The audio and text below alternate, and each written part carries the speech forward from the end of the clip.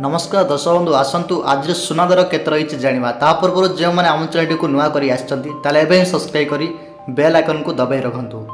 तेरे ग्राहकों को चिंता बढ़ाऊँच सुना दर पाखे आसला दीपावली और धनतेरस हेले चिंतार पड़ते लोके दिन को दिन नुआ रेकर्ड भांगुची सुना रेट तेज आसतु जाना आज केते रही सुना रेट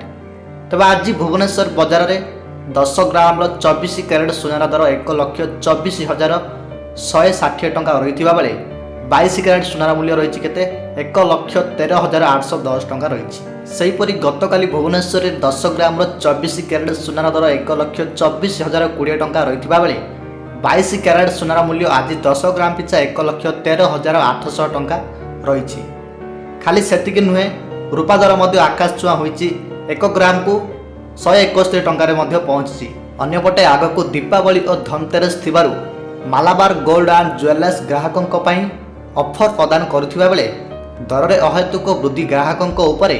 प्रभाव पकाई। ग्राहकों कहवा मुताबक विवाह व्रतघर आसिले विधि रक्षा पाई सुना किणवा पड़े किंतु अचानक यही दर वृद्धि पकेट को बाधिबा